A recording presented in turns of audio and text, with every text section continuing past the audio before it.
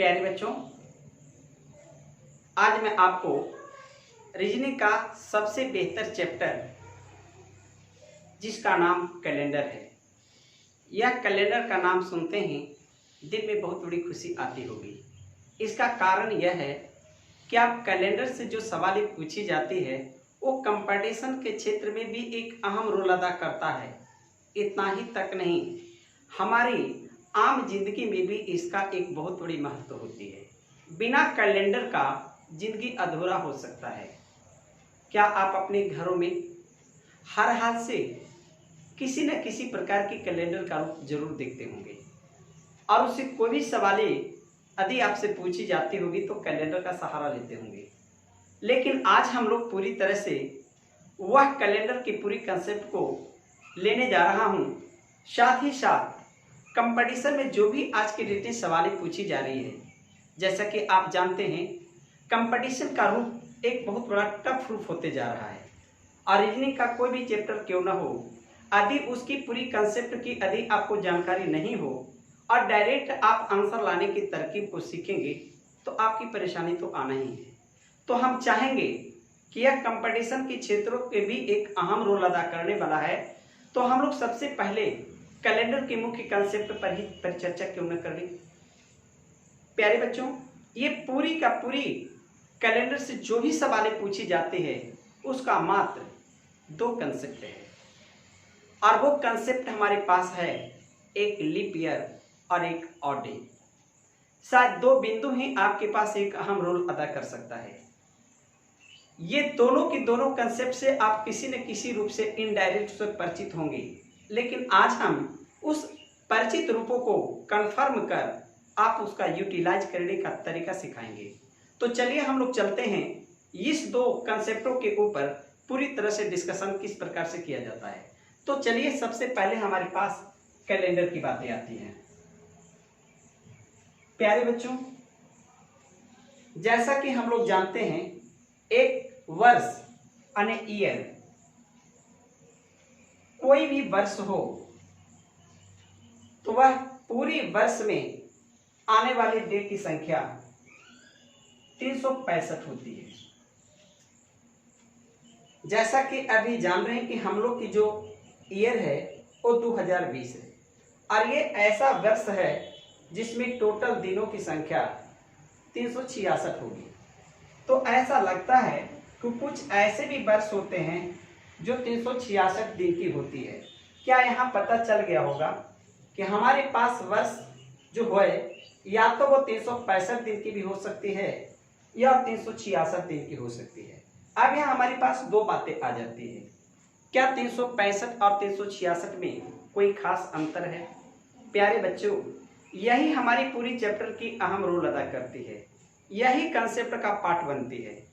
यह 365 से 366 दिन होना, एक दिन का अंतराल होना पूरी कैलेंडर का कंसेप्ट मानी जाती है।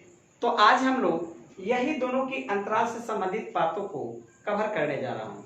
यदि हमारी वर्ष 366 दिन की होगी, लोग उसे लीप ईयर के नाम से जानते हैं। लोग इसे अधिवर्ष भी बोलते हैं, अधिवर्ष। वैसी वर्ष जिसमें मात्र 365 दिन होती है, यह हमारे पास नॉर्मल ईयर होता है। इसको सामान्य वर्ष के नाम से भी जाना जाता है। अब सवाल यह है कि हमारे पास कोई भी वर्ष दिया हुआ हो, हम किसी भी वर्ष को देखकर किस प्रकार से पकड़ कर लेंगे कि उसमें आने वाली जो हमारे पास दिनों की संख्या है 366 है। यही पहचान हम लोग के एक अहम रूल है। कहा जाता है कि आपके पास कोई भी वर्ष की मान जिसे हम 4 से पूर्णतः विभाजित करते हो, कोई भी वर्षों की मान जिसको हम 4 से पूर्णतः विभाजित करते हैं, तो वह विभाजित होने वाली जो वर्ष होती है वो लीप वर्ष के नाम से जानी जाती है।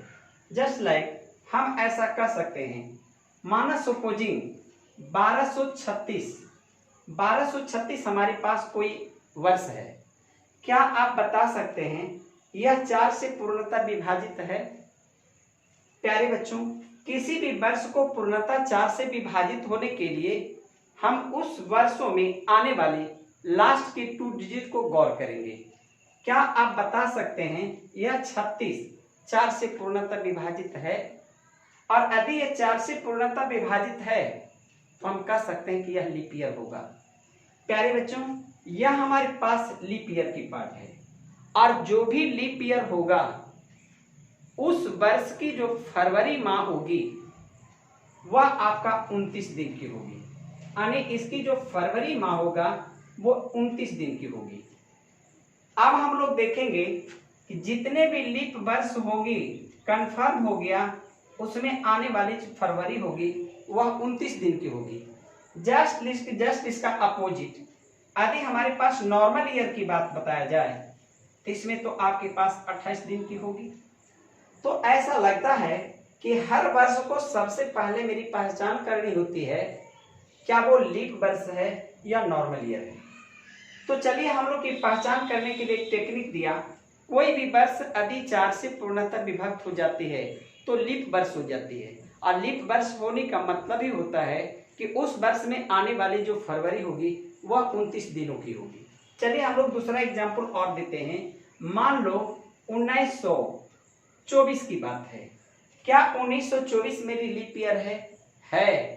इसलिए क्योंकि हमारी 24 पूर्णतः 4 से विभक्त होती है, अर्थात इस वर्ष की भी फरवरी आपके पास 29 दिनों की होगी। क्या इसी तरह से मैं बता सकता हूं 1931 क्या हमारे पास एक लीप ईयर है? जी नहीं। इसीलिए नहीं है कि यह 4 से पूर्णतः विभक्त नहीं होती है, और यदि कोई वर्ष 4 से पूर्णतः विभक्त नहीं होंगे तो वह नॉर्मल ईयर के ग्रुप पे चले आएंगे। और नॉर्मल ईयर में आपके पास जो फरवरी होता है वो कितने दिन की होती है? 28 दिन की होती है। अर्थात मैं कह सकता हूं कि इसमें आने वाली जो फरवरी होगी वो 28 दिनों की होगी। चलिए हमारे पास नेक्स्ट उदाहरण लेते हैं।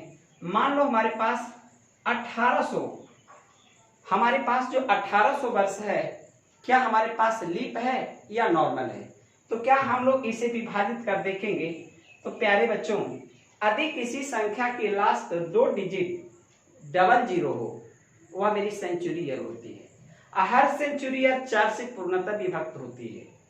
तो हम लोग यहाँ पर देखेंगे कि आम वर्षों की तरह ये जो सेंचुरी वर्ष होती है इसमें आने वाली जो लीप वर्ष की पार्ट आती है इसकी एक अलग पहचान है। यदि आपके पास आने वाली वर्षों की मांग सेंचुरी ईयर हो तो हम उसे 4 से विभक्त नहीं करेंगे, बल्कि उसे हम 400 से विभक्त करेंगे। और यदि वो सेंचुरी ईयर 400 से पूरी तरह से विभक्त हो जाता है तभी वो सेंचुरी लीप ईयर के ग्रुप में आते हैं। तो क्या लगता है आम वर्षों की तरह यह हमारी लीप वर्ष की पहचान से अलग है। अर्थात हम इसे यदि 400 से विभक्त करते हैं तो क्या ये वर्ष पूरी तरह से विभक्त है? नहीं है।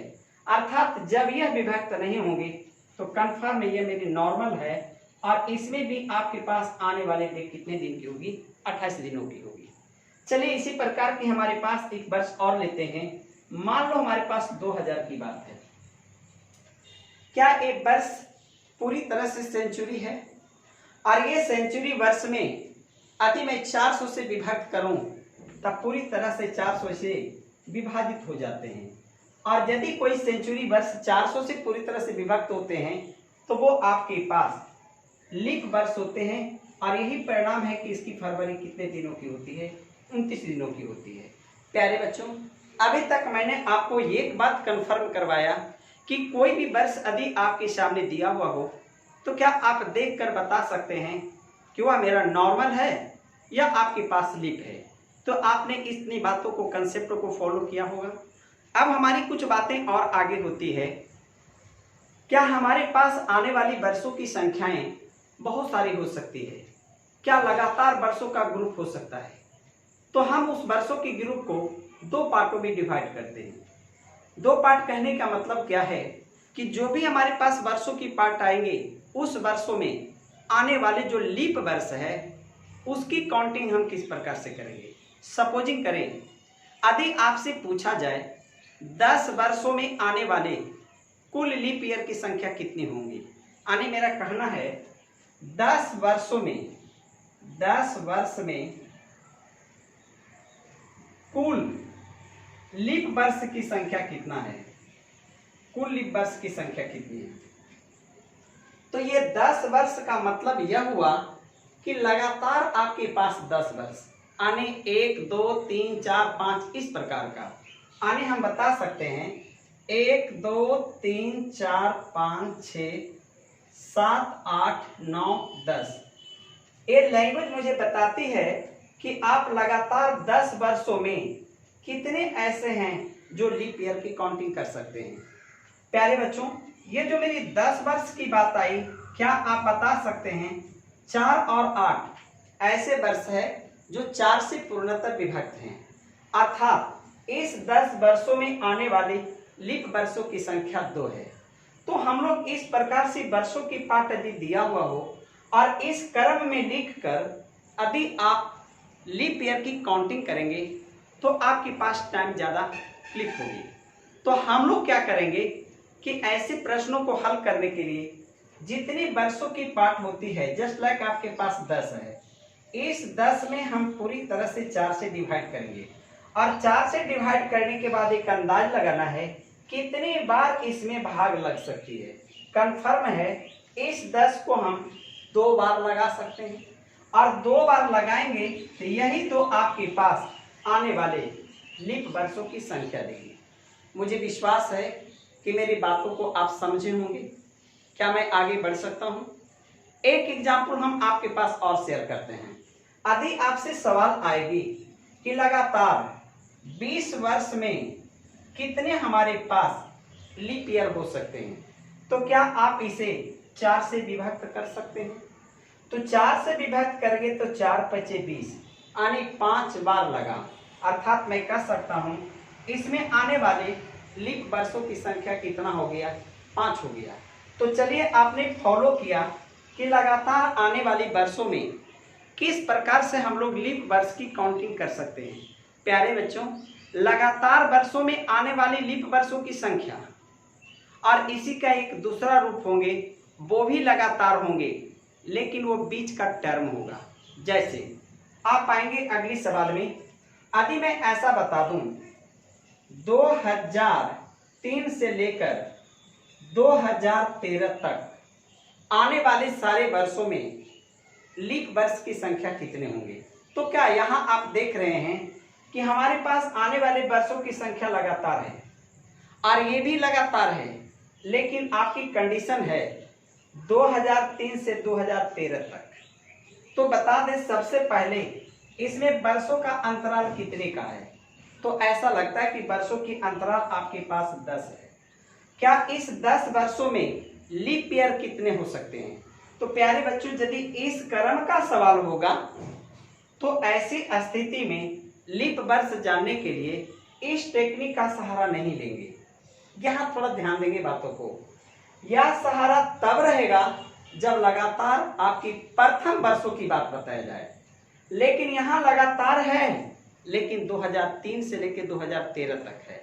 ऐसी 2 वर्षों की क्रम में यदि लगातार हो तो हम लोग को आने वाली वर्षों की संख्या का काउंटिंग कर देखना होगा कि कौन कौन सी वर्ष ऐसे होंगे जिसमें लीप ईयर आ सकता है।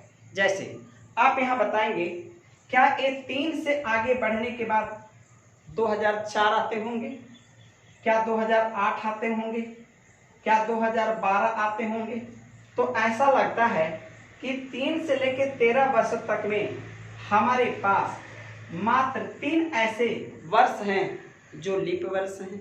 तो क्या इस प्रकार से वर्षों का ग्रुप रहेंगे तो हम लोग यहाँ भी लीप वर्षों की पहचान आसानी से कर सकते हैं। अब ऐसा लगा कि आने वाले वर्षों में बहुत आसानी से हम लोग लीप वर्षों की जानकारी कर सकते हैं। तो चलिए थोड़ी सी इसी के क्रम को आगे बढ़ाते हुए बड़े वर्षों की ओर हम लोग चलते हैं। क्या आपको ऐसा लगता है यदि वर्ष मेरा 1 से प्रारंभ हो और 1 से लगातार 100 वर्षों तक चले? प्यारे बच्चों, प्रथम 100 वर्ष को 1 सेंचुरी बोली जाती है, 1 शताब्दी, 1 शताब्दी वर्ष। तो क्या 1 सेंचुरी में आने वाली सारी लीप ईयर को अच्छी तरह से निकाला जा सकता है। तो चलिए हम यहाँ पर एक सहारा लेंगे कि कैसे हमारे पास एक लंबी सेंचुरी ईयर का लीप ईयर को काउंटिंग किया जाता है। चलिए हमारी इस बातों के लिए थोड़ा सा यहाँ चलिए आने मैं कह सकता हूँ 100 वर्ष में आपके पास कितने लीप ईयर हो सकते हैं। प्यारे बच्चों, लगातार वर्षों में प्रथम का शब्द आया है तो मैंने बताया था ऐसी हालत में आप इसे 4 से डिवाइड करेंगे। क्या इसे यदि हम 4 से डिवाइड करेंगे तो कन्फर्म है ये 25 बार में हर हाल से कट सकते हैं। तो आने कहने का मतलब है कि हमारे पास आने वाले लीप वर्षों की संख्या भी 25 होगी। लेकिन जैसा कि मैंने आपको बताया था 1 से लेकर 100 वर्षों तक में आपके पास बहुत सारे लीप वर्ष होंगे। क्या उसी क्रम में लास्ट वर्ष हमारा 100 है, और जैसा कि मैंने बताया था किसी भी वर्ष की लास्ट में दो डिजिट जीरो हो वो आपके पास एक सेंचुरी वर्ष होती है। क्या हम इस क्रम में 100 जो ले रहे हैं क्या आपके पास एक सेंचुरी ईयर है, और सेंचुरी ईयर की लीप ईयर पहचान करने के लिए 400 से डिवाइड किया जाता है। लेकिन यहाँ पर जो मैंने निकाला है उसमें 4 से पूर्णतः विभक्त किया है। इसीलिए यदि मैं 100 को पूरी तरह से बाहर कर दें तो आने वाले जितने भी लीप है उसमें 1 माइनस होंगे, और यदि 1 माइनस होंगे तो मैं बता सकता हूँ 100 वर्ष में आपके पास आने वाले लीपों की संख्या कितने होंगे? 24 होंगे। क्या लगता है कि आप अच्छी तरह से समझे होंगे? मेरी कहने की भाव को आपने समझा होगा। और यदि इस लंबी सेंचुरी को आपने फॉलो किया है तो क्या ऐसा किया जा सकता है मैं प्रथम 200 वर्षों तक को भी आसानी से जान सकता हूं।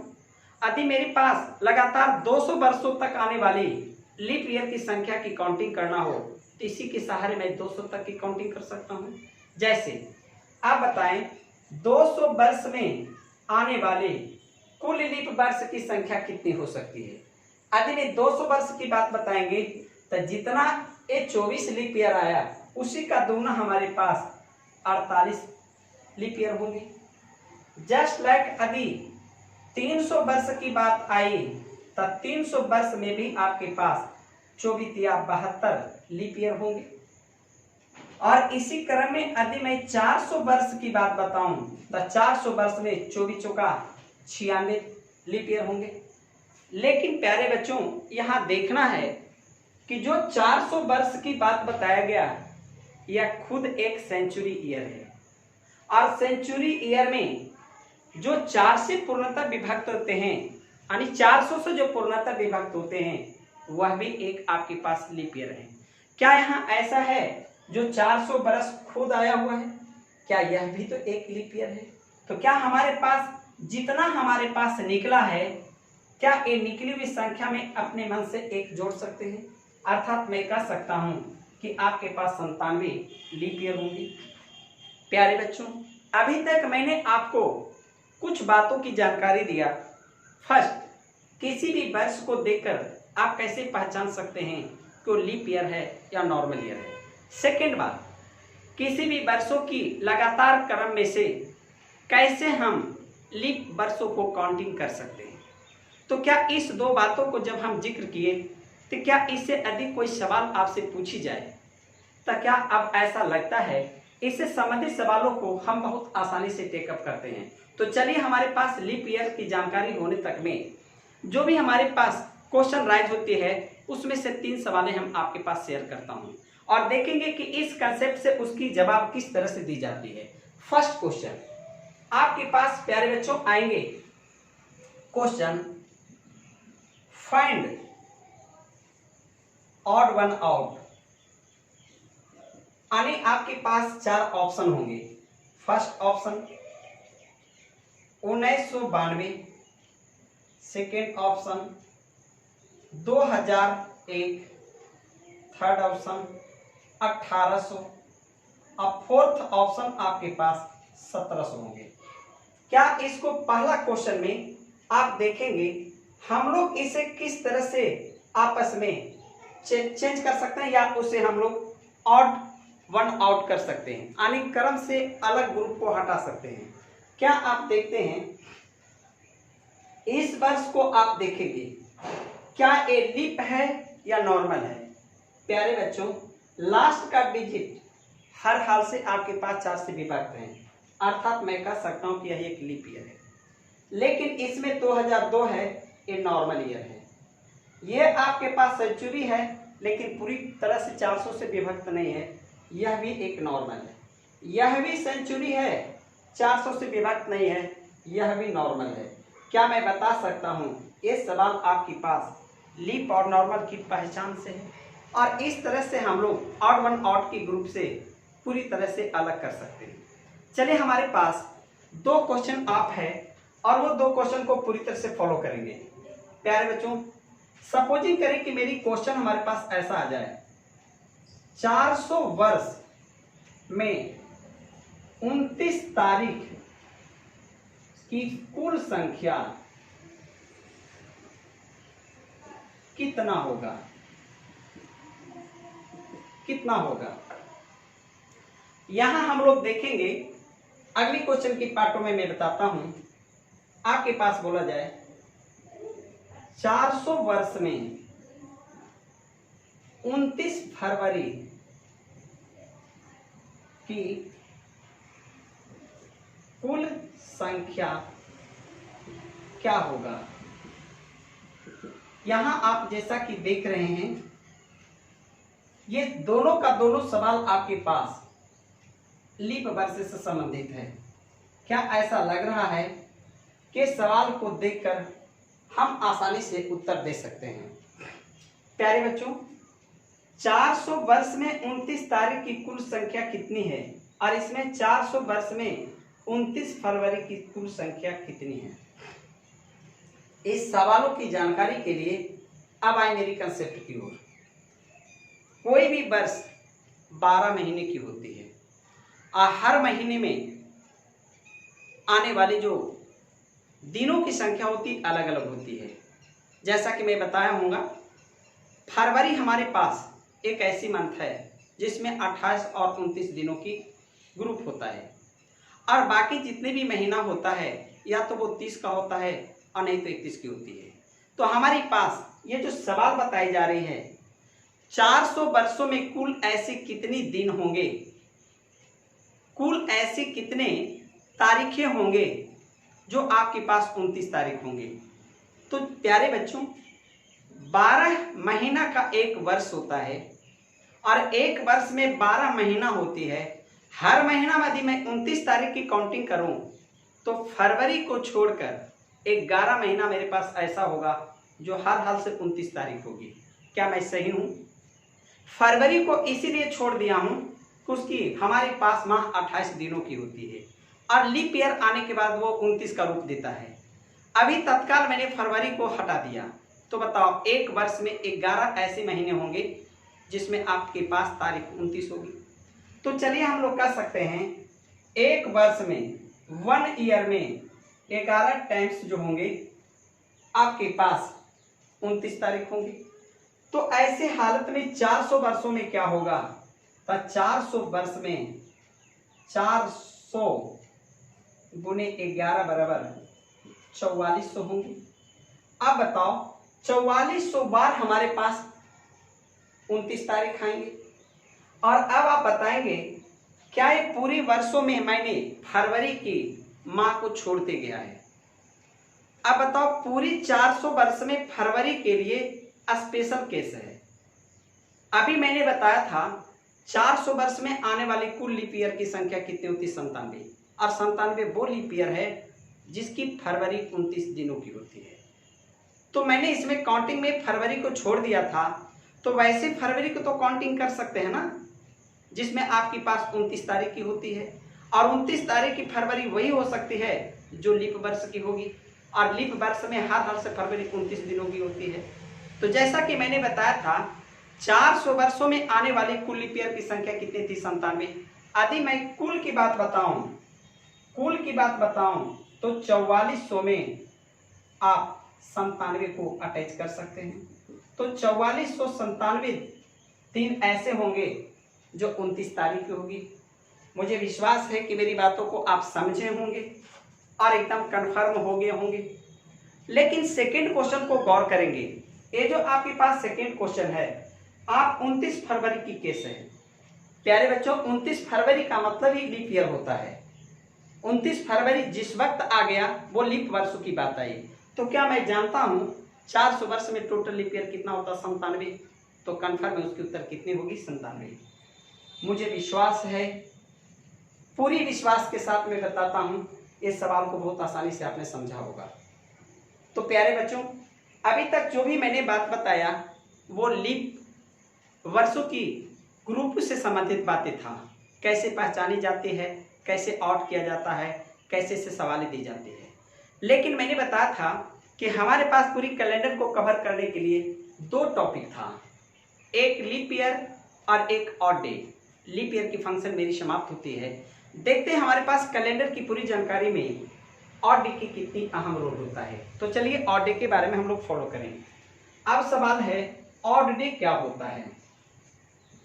प्यारे बच्चों, जैसा कि हम लोग जानते हैं, डे 7 डे की एक खास ग्रुप होती है।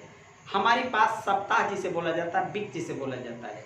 क्या 7 दिन मिलने के बाद एक वीक होता है, और 7 के बाद जैसे ही 8वां दिन होता है, दिनों की संख्या रिपीट होती है।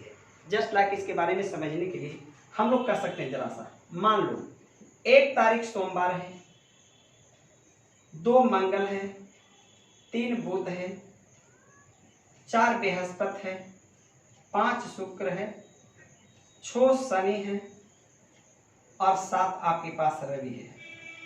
अब बताओ, यदि मैं 8 की बात बताऊं तो मेरा सोमवार को रिपीटेशन होना तय होता है। क्या आगे हम लोग बढ़ेंगे तब मंगल को आना तय होता है। क्या हमको यह एग्जाम्पल बताते हैं कि 7 डे का एक साइक्लिक ग्रुप चलता है, यानी 7 दिनों का एक समूह होता है। तब बड़े बड़े दिन से लेकर बड़े बड़े वर्ष और बड़े बड़े माहों की बात सारे को 7 डे के ग्रुप में विभक्त कर देना ही हमारे पास एक ऑड डे का ग्रुप होता है। दिनों की समूह को 7 से विभक्त करने के बाद आपके पास जो रिमेनिंग डे बचता है वही इसका ऑड डे होता है। तो हम लोग चलेंगे दिनों की संख्या में ऑड डे कैसे निकाली जाती है, एक माह में कैसे निकाला जाता है और वर्ष में कैसे निकाला जाता है। प्यारे बच्चों, अभी जो भी मैं आपको समझा रहा हूँ, जो टॉपिक का बिंदु है सिर्फ आप उसे गौर करेंगे। चूंकि अभी मैं आपके पास एग्जाम में आने वाले सवालों को टेकअप नहीं कर रहे हैं, लेकिन मैंने प्रारंभ में ही बताया था कि हमारे पास एग्जाम की कोई भी सवाल हो, आप सेकंड तक हल करेंगे यदि मेरे कंसेप्ट से फॉलो करेंगे। इसीलिए मैं सबसे पहले आपको कंसेप्ट पर जोर दे रहा हूं, और ये ऐसे कंसेप्ट अभी ऑड डे के बारे में बताने जा रहा हूं। यह हमारे पास कैलेंडर का सबसे बेहतर बिंदु है। तो इसको आप पूरी पैसेंस के साथ लगातार देखते जाएं, बहुत मजा आएंगे। चलिए हम लोग देखते हैं 7 डे की ग्रुप है। क्या प्यारे बच्चों, 7 दिन की पार्ट से थोड़ी सी आगे बढ़ेंगे तो आपने कितना बढ़ गया? 2। अर्थात ये जो हमारी रिमेनिंग पार्ट होती है यही ऑड डे के नाम से जाना जाता है। अर्थात 7 डे के ग्रुप से जो भी बाहर हो जाएंगे वो ऑड डे होंगे। तो जैसे मान लो हमारे पास टोटल डे की बात है, टोटल डे सपोजिंग करें 8 दिन में, 8 दिन में हमारे पास कितने ऑड डे होंगे? तो चूंकि 8 दिन को 7 के ग्रुप में तोड़ेंगे तो स्वाभाविक है कि आपके पास जो ऑड डे आएगा वो आपका 1 आए, क्योंकि आपने 7 से डिवाइड किया है। क्या इसी प्रकार से यदि 15 दिन की बात आएगी तो 15 को 7 से डिवाइड करेंगे तो 1 आपके पास आएगा। क्या आप 28 दिन की बात आएगी तो 7 का 28, इसके पास भी आपके पास 0 आएगा। 29 तारीख की बात आएगी, 29 में देंगे तो आपके पास 1 आएगा। यदि मैं 30 दिन की बात बताऊं तो 7 का 28, इसमें रिमेनिंग 2 है, अर्थात ऑड डे 2 हो गया। 31 दिनों की बात जब आएगी तो इसमें 3 होंगे। 365 दिन की बात आएगी तो इसमें डिवाइड करने के बाद 1 आता है, और 366 की बात आएगी तो इसमें 2 आता है। और यदि कहीं वीक की बात आ जाए, मान लो हमारे पास कोई वीक की बात आए, वीक का मतलब 7, मान लो 5 वीक की बात आई, तो इसमें ऑड डे आपके पास 0 आएगा। तब वीक शब्द के साथ कभी भी आएगा तो 7 का गुणज होता है, कन्फर्म में मेरा 7 से पूर्णतः विभाजित होती है और इसमें कोई भी रिमेनिंग नहीं बचता है। प्यारे बच्चों, ये जो भी बात मैंने बताया इसमें एक और डे है।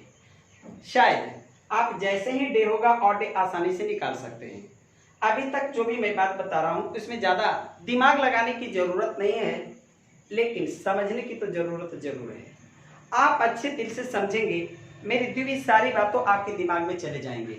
चलिए हम लोग इसी की बात से टोटल डे से और डे निकाला। अब हम लोग चलेंगे कोई माह, मंथ की बात है। प्यारे बच्चों, 1 ईयर में टोटल 12 माह होती है, जैसे जनवरी, फरवरी, मार्च, अप्रैल, मई, जून, जुलाई, अगस्त, सितंबर, अक्टूबर, नवंबर और दिसंबर। हर महीना में जो हमारे पास डे आती है उसका एक खास ग्रुप होता है। तो वो 30 दिन की होगी, नहीं तो 31। फरवरी एक ऐसा महीना है जो 28 और 29 की होती है। प्रायः हम लोग इस दिनों को जानने के लिए हम लोग हाथों की सहारा लेते हैं, लेकिन अब ये समय नहीं है जो कि आप इस पर काउंटिंग कर सकते हैं। अब तो यहाँ दी हुई क्वेश्चन को देखकर ही बताएंगे किसके पास और डे क्या है। तो चलिए हम लोग कंसेप्ट देते हैं। इस 12 महीना में जो फर्स्ट मंथ और लास्ट मंथ है, यानी जनवरी और दिसंबर है, वो सदा 31 दिन की होती है। आप इसे गौर करेंगे, किसी भी वर्ष में आने वाले 12 महीना में फर्स्ट एंड लास्ट जो मंथ होती है वह 31 दिन का होती है। आप इसे पूरी विश्वास के साथ रखेंगे। चलिए हमारे पास इस मंथ में ऐसे भी मंथ है जो माह से शुरू होता हो, जैसे मार्च और मई, ये भी आपके पास 31 दिन की होगी।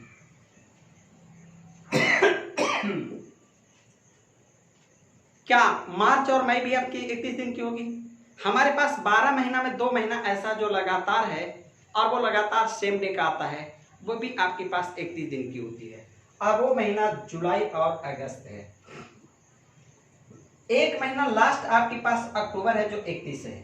शायद पूरे 12 महीना में 31 दिन होने वाले महीनों का ग्रुप मैंने आपके सामने शेयर किया। फिर से देखेंगे, फर्स्ट एंड लास्ट 31 दिन, जो माह से शुरू होता हो 31 दिन, लगातार हमारे पास मंथ सेम डे का हो, जुलाई और अगस्त 31 का, और एक अक्टूबर हमारे पास महीना है जो आपकी 31 की होती है।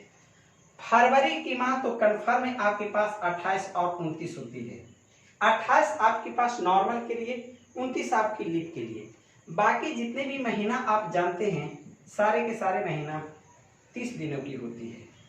अब आप बताएंगे ये हमारे पास जितने भी माह आए, क्या उसका माह का नाम सुनते ही हम लोग पूरे डे को याद करेंगे, और जैसी डे याद होगा उसको 7 के ग्रुप में तोड़ेंगे, और 7 के ग्रुप में तोड़ने के बाद और डे आपको आना शुरू होगा। जैसे प्यारे बच्चों, आप बताओ 31 है, 7 से डिवाइड करेंगे तो और डे 3 होगा। तो जितना भी हमारे पास 31 हैं सबका और डे 3 होगा, सबका और डे 3 होगा। क्या सही है? और जितने भी आपके 30 होंगे उसके और डे 2 होंगे। क्या कंफर्म है? आपके पास 2 होंगे, आपके पास 2 होंगे, इसके पास 3 है, और हमारे पास ए आता है, इसमें आ तो 0 होगा और नहीं तो 1 होगा। ऐसा लगा कि पूरी महीने को और डे अब हम कंफर्म रूप में देख सकते हैं। प्यारे बच्चों, हमारे पास यह और डे हमारे पास आने वाली समस्याएं, आने वाली जो प्रॉब्लम है उसका एक मुख्य पार्ट है। जैसे ही सवाल आएंगे यह हमारे पास और डे एक अहम रोल अदा करेगा। तो चलिए हम लोग मंथ की सारी और डे फॉलो कर लीजिए। अब हमारे पास आती है वर्ष का। कुछ ऐसी वर्ष हैं जिसमें और डे कैसे निकाली जाती है उसका कंफर्मेशन देखेंगे। चलिए हमारे पास सपोजिंग करें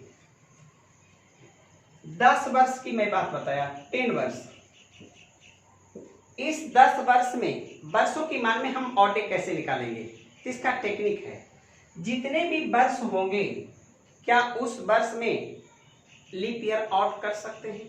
तो 10 वर्ष में अभी मैंने निकाला था टोटल 2 हमारे पास लीप ईयर होते हैं। तो जितने भी ईयर है उसमें आप लीप ईयर को जोड़ देंगे, और जोड़ने के बाद आप पूरे को डे में बदल देंगे। यानी जैसे 10 में 2 जोड़ेंगे पूरे 12 दिन हो जाएंगे। ऐसा क्यों? प्यारे बच्चों, हर 10 वर्षों में कुछ नॉर्मल होगा, कुछ लीप होगा। और चूंकि लीप वर्षों की संख्या आपके पास कितना था? 2 था। एक 4 होगा, एक 8 होगा, और बाकी जितने होंगे नॉर्मल होगी। और हर नॉर्मल वर्ष में एक एक दिन ऑड डे होता है। 365 में 1 डे ऑड डे बताया था, 366 में 2 दिन बताया था। तो बताया हमारे पास जितने इसके पास लीप पार्ट होंगे वही ने हमारे पास एक्स्ट्रा होंगे। तो इसमें आप बताओ 7 से भागा दें तो कितना मिलेगा? 5 मिलेगा। यदि हमारे पास 30 वर्ष की बात आएगी तो 30 वर्ष में हमारे पास 30 वर्ष में 4 से विभाजित होने वाले कुल कितनी संख्या हो सकती है? 7 का 28 आने बता सकते हैं कि 7 गो होंगे। तो आप 30 और 7 37 होंगे, और 37 गो हम लोग ऑड डे में कन्वर्ट करेंगे। यदि हम इसे 7 से विभाजित करें तो 7 × 5 = 35, ऑड डे कितना होगा? 2 होगा। तो ऐसा लगता है कि किसी भी प्रकार के बड़े बड़े वर्षों में हम बहुत आसानी से ऑड डे को प्राप्ति करेंगे। जैसे 1 सेंचुरी की बात बताएं, 100 वर्ष, और 100 वर्ष में टोटल 24 आपके पास लीप ईयर था। तो 100 वर्ष में 24 को लीप कर दिया, 124 हो गया। और इसे यदि हम 7 से विभक्त करते हैं तो आपके पास ऑड डे कितना होगा? 5 होगा।